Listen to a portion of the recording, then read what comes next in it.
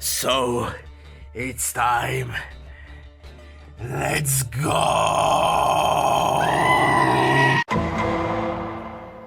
Okay, enough of that. This is a card reviewing show and not some court drama. Magic the Gathering has a lot of artifact tribes, and I believe this is a good time to cover at least one of them. These tribes are at least interesting, but they are also always on the mercy of a stray vandal as destroying them all. Same with the Juggernauts we are gonna cover today. Most of the members of this tribe has 2 lines of text. Keyword here is most. It's very important, so let's check how they fare in this amazing format.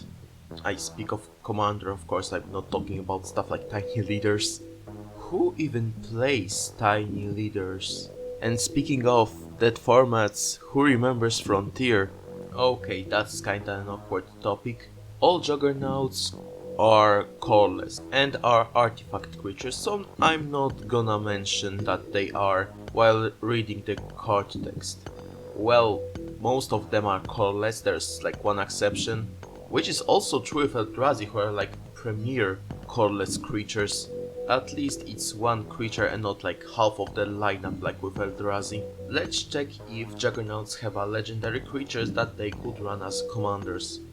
Frankly, no, they do not have one, but do not fret, they could be splashed into any color if you are desperate, and there's like 10 legendary colorless creatures with 8 of them not being banned or absolutely useless. I'm looking at you, Prismatic Piper.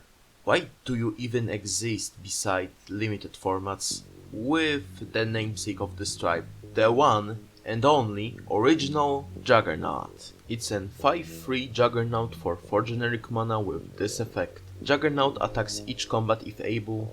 Juggernaut can be blocked by walls, which extends to changelings, and that's pretty nice.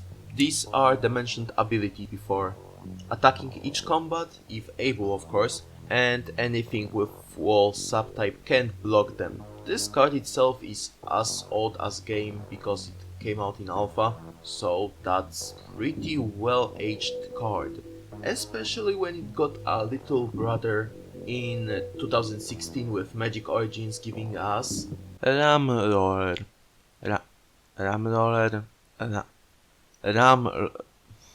Ramroller is a 2/3 Juggernaut for 3 generic mana with this effect. This creature attacks each combat if able. This creature gets +2/+0 as long as you control another artifact. I feel like this card is screaming at me about something, but I cannot put my fingers to it. Technically, I should have started with this card instead of original Juggernaut due to it having a smaller mana cost, but I just wanted to cover my tracks before going anywhere. If you build your decks correctly, by it mean put a lot of artifacts into it, you will usually have a 4/3. Unless you are unlucky or straight after a board wipe. It still can be easily killed with Lightning Bolt, which is actually concerning because Bolt is being run in more and more decks, at least I have experienced it. Well, good that at least this walking war crime can survive it. Ugh. At least it gets destroyed after battle with this creature, so we reach some kind of a full circle. I kinda want to puke. Anyway, Otarian Juggernaut is a 2/3 Juggernaut for 4 generic mana with this effect. Otarian Juggernaut can be blocked by walls. Threshold. As long as 7 or more cards are in your graveyard, Otarian Juggernaut gets +3/+0 and attacks each combat if able. Alright, this amount of setup is not worth it. On the other hand, okay, there is no other hand, both got chopped off by some popsicle stick machine that requires you to throw 7 things into graveyard just to get a downside and a slight upside. Congratulations, you are trying to be a Juggernaut. At least you are trying, unlike the next card. And calling it, next card is Energizer. It's a 2/2 Juggernaut for 4 generic mana with this effect. Pay 2 generic, tap it. Put +1/+1 counter on Energizer. So 3 turns and 8 mana later you get a 4/4 vanilla. Yeah, that seems worth it. This card is a disabled cousin of Chronomaton. Chronomaton? Yeah, that's the name of this card. Huh. Showing us how powerful creature has become over time. Wow, there's like 15-year gap between both of these. Oh well, even flavored text is just meh. If you want to run something like this, run Chronomaton and Hydra's Growth instead. Moving on. Arcbound Crusher is a 0/0 Juggernaut for 4 generic mana with Trample and this effects. Whenever another artifact enters the battlefield, put +1/+1 counter on Arcbound Crusher. Modular 1. This creature enters the battlefield with a +1/+1 counter on it. When it dies, you may put its +1/+1 counter on target artifact creature. This is just another part of Arcbound creatures from Mirrodin block. This one is one of the 4 actually useful members of that group. Archetype? Well, I don't know how to classify them. Beside that, 1/1/4/4 is just bad, and it requires a lot of setup to be even like slightly dangerous. At least it passes its counters when it dies, which with proper setup will be like 5. Play it if you want to play it. I'm not gonna judge you. Well, at least I'm not gonna judge you for playing this card, but I'm definitely gonna judge you for running the next 3 cards. Beginning the Disappointment trio, we have Extruder is a 4/3 Juggernaut for 4 generic mana with this effect. Eho. At the beginning of your upkeep, if this came under your control since the beginning of last upkeep, sacrifice it unless you paid its Eho cost. So in practice it's gonna ripple a 4 mana hole in your mana pool every single upkeep. And what would be a reason for it to have such an upkeep cost? Sacrifice an artifact, put +1/+1 counter on target creature. So it's a less selfish Arcbound Ravager for twice as much mana. That's lovely. You know, there's a way to overcome the Echo cost, but it's a 1 per game solution. So listen up. We have a funky play to devise. Put Extruder in your graveyard by any mean, and then cast Mirror Welder and imprint on it Extruder. And now you can use Extruder without really playing it. Congratulations! It even supports a win condition on Mirrodin Besieged on the Phyrexian side. I mean, a card, not a set. I know it's confusing, but with Urza Saga slowly creeping toward existence, I feel forced to actually state this. And I do not like this absolutely. To even activate it, you need to have 15 artifacts in your graveyard and then point at someone and say, they lose. Well, if you did something like this, please show me. I have never seen Mirrodin Besieged on the Phyrexian side resolved. And with some extra turns you could instantly win the game, but it's more so on Disenchantment than this Bard artifact. It still has potential to combo, but KCI does it much better and I would actually run KCI instead. That seems to be kind of a theme. Maybe at least this thing has a synergy within its tribe. And since I mentioned it, here is Galvanic Juggernaut. It's a 5/5 Juggernaut for 4 generic mana with this 3 mouthfuls of effect. Galvanic Juggernaut attacks each combat if able. Galvanic Juggernaut doesn't untap during your untap step. Whenever another creature dies, untap Galvanic Juggernaut. This badass metal lightning shooting trolley from hell passes vanilla test rather well, with exception of the downside dragging it absolutely through mud, bringing it to slightly underwhelming. Underwhelming. Yeah, that's a good way of saying it's bad. It could be potentially salvaged with a reliable way of sacrificing creatures, which could actually give it an effect very similar to Vigilance. So yeah, not tapping on attacking, it's good even when it's tapped for a short moment before you pop another creature. And if you paid attention to the last 5 minutes of this video, you probably remembered that Excluder sacrifices artifacts. In this case, more importantly, artifact creatures, causing Galvanic Juggernaut to untap and be in any way useful. Yeah, I'm really stretching the useful in this situation. You could as well grab Karn, the Great Creator, and turn someone's Mana Crypt into an artifact creature. And it's gonna pop because Mana Crypt is for 0 mana, and Karn's effect counts on converted mana costs. And with stretching it that far, you'll probably keep a lot of pressure on your opponents. Let's hope that they will not retaliate straight into your face and dropping you out of the game instantly. Let's go to something different and somehow much worse. I'm literal here. This is one of the worst creatures ever made. I of course mean the category of artifact creatures. Goblin War Wagon is a free Juggernaut for 4 generic with these downsides. Goblin War Wagon doesn't untap during your untap step. At beginning of your upkeep you may pay 2 generic mana. If you do, untap Goblin War Wagon. So you tell me this card is a hill giant that doesn't untap unless you pay it? I'm gonna save your sanity and simply skip this. I'm simply amazed. Even Frozen in Time Gatherer community posts are absolutely shocked by how bad this card is. Continuing on this low point, Keldon Battle Wagon. It's a 0/3 Juggernaut for 5 generic mana with trample and this effect. Keldon Battle Wagon can't block. When Keldon Battle Wagon attacks, sacrifice it at end of combat. Tap an untapped creature you control, Keldon Battle Wagon gets +X+O until end of turn, where X is the power of creature tapped this way. What's that? Do you smell it?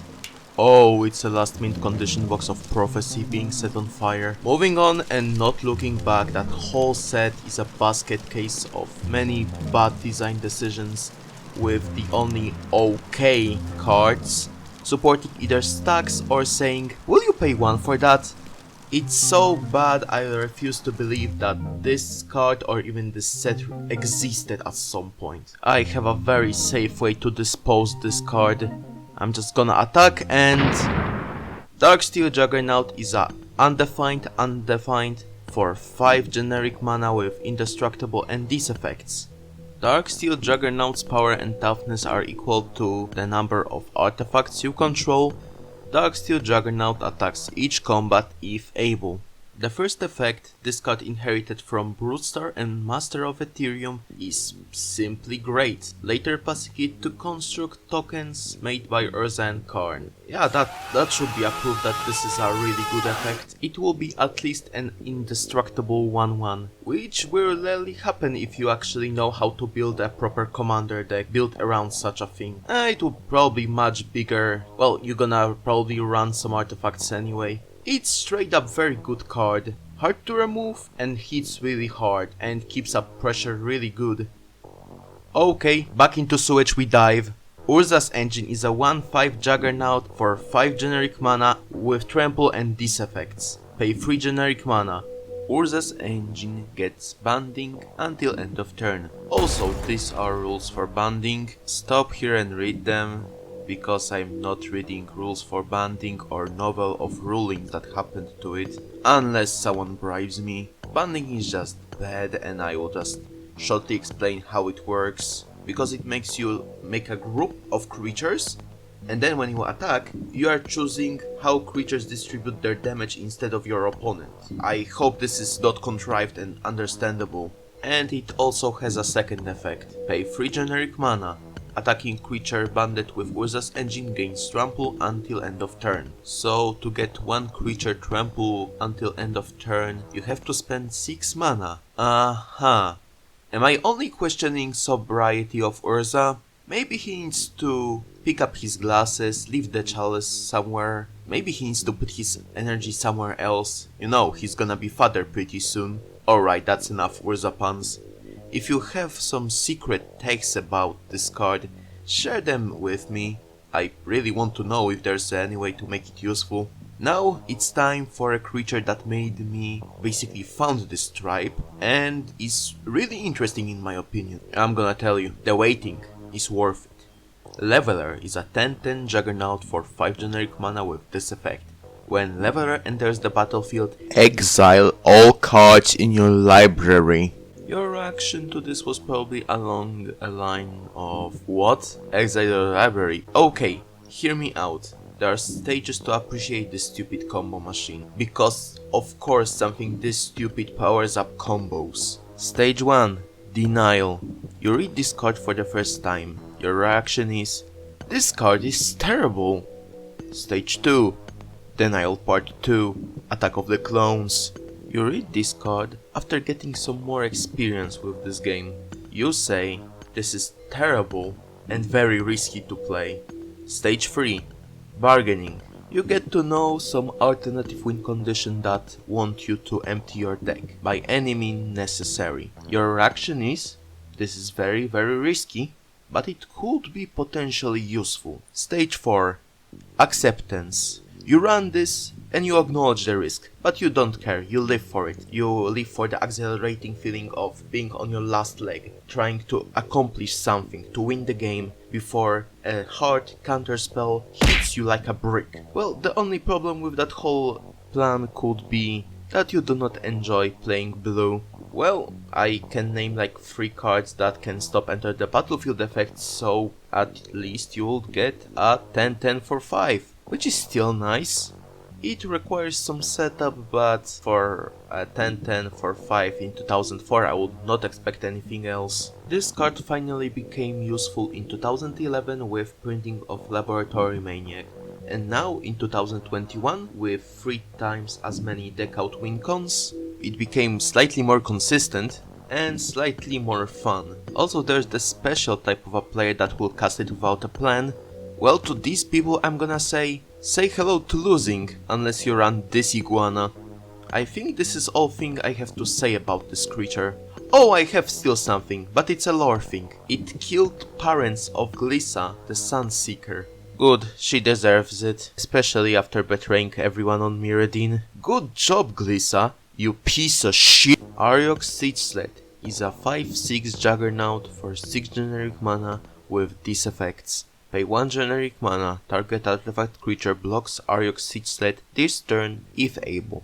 Pay 1 generic mana, target artifact creature can't block Ariok Siege until end of turn. This one is a mediocre card with super specific effect. I do not care for it, I hope that no one cares for it. Moving on. Phyrexian Snowcrusher is a 6/5 snow artifact creature juggernaut for 6 generic mana with these effects.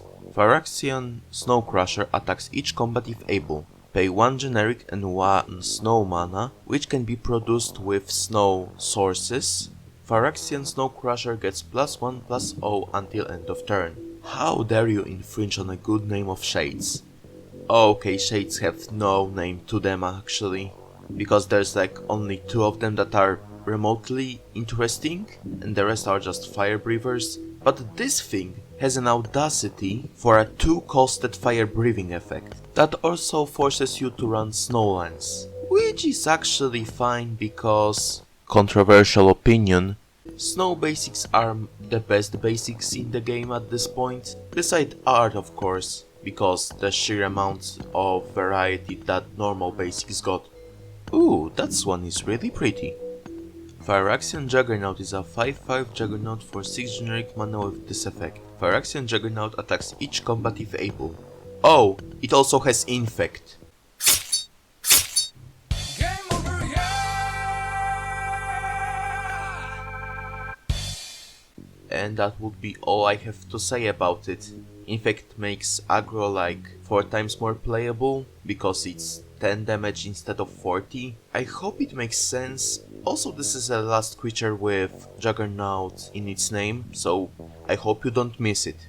Barricade Breaker is a 7/5 Juggernaut for 7 generic mana with these effects. Improvise. Your artifacts can help cast this spell. Each artifact you tap after you have done activating mana ability pays for 1 generic. Barricade Breaker attacks each combat if able. Haha, someone's property goes. I do not like this one. It's good card to showcase Improvise as an effect, which is basically Convoke for artifacts. Also, art by Karl Kapinski is just Yes, please, I want to have it. Play it, maybe you'll do something with it and roll over someone. Focusing onward, maybe. And now, time for the last creature in this review. It's literally one of the worst artifact creatures ever designed. Interested? No? Okay, this video will continue anyway. Mishra's War Machine is a 5/5 Juggernaut for 7 generic mana with this effect. Banding. Why? At the beginning of your upkeep, Mishra's War Machine deals 3 damage to you unless you discard a card. If Mishra's War Machine deals damage to you this way, tap it. If you do not see what's wrong with this picture, go to a doctor. You may be legally blind. The fact that this soggy paper tower requires you to discard a card to even function, making it a X1 Torment of Hellfire targeted at you every single upkeep. Cha-cha real smooth, they say. And I say they are right. Stats of this card are bad and a downside is a downside. Okay, there is some edge cases where discarding a card would be useful, like discarding an Anger or Wonder to reap the potential benefits. But I'm gonna be faster than you and say that it's not worth it at all. Avoid at all cost. And now support cards, more so a single support card of this tribe. Gruul Warplow is an artifact for 4 generic mana with this effect. Creature you control have trample. Pay 1 generic, 1 red and 1 green mana. Gruul Warplow becomes a 4/4 Juggernaut creature until end of turn. It's still an artifact. I know when I see good support, and that's definitely some good support. This one card basically pulls all of this tribe together, even when the creature itself is kinda just slapped there like stitched with Carpenter's stapler. Also, thanks to this artifact being in colors red and green, you are kinda forced into playing all of the tribe in Gruul, which is kinda funny when you have a literally situation with cards Gruul Warplow, Aoyok Siege Sled. You know, it's all connected. Oh god, it's so far-fetched, it hurts. If you want to put Juggernauts in Gruul deck, my personal recommendation for commanders are this god, this goblin, and these elves. And if you want to play them in different colors, I don't know, experiment, have fun. Commander is a casual format anyway. Okay, enough of good stuff. Let's rank them on my absolutely professional checklist. Recovery is probably somewhere else, but it's not here. Negative score. Evasion is bland, trampling through opposition, as long it's not bigger than 7 toughness, because they are not that big, and no, lever doesn't count. Mixed score leaning toward negative. Critical mass is rather weak as well, not counting win condition enablers of course. With most of the stat lines between 3 and 5, they are just okay. There's some potential, especially with one of them having infect. I will give them mixed score leaning toward positive, mostly because of that one infector, even when consistency is not good with just one creature doing something. Synergy? Well, there's actually a lot of synergy with both inside of the tribe and outside of the tribe. Stuff like all of the Juggernauts boosting, Ram Roller, as well as Leveler and its stuff. Also, I completely forgot to mention that Fractured Identity works with Levelers, so think about it for a moment. Yeah, they definitely deserve a positive score. Oh god, I do not want to be ever targeted by such a thing. And here is a list of playable and unplayable cards in this tribe. Take a good look at it. And here's an award, or more so a proof that I should be institutionalized. Yes, I have 3 levelers in my possession, including the $30 times per mastered rare. Yeah, I am flexing and I'm extremely biased. How can you tell? And now the conclusion. Juggernauts are rather usual artifact tribe, because it's just slightly underwhelming. They keep up the pressure, but the pressure can easily slip up from under them. They are big, they crash into things, and I'm gonna say, slamming into a wall is sometimes enjoyable in its maddening way. I will just let them be. They are not very good, but they are still fun. Get off my neck, I do not have anything thoughtful to say, or really anything. I do not have a breakthrough information to say. Oh god, that was a bad pun.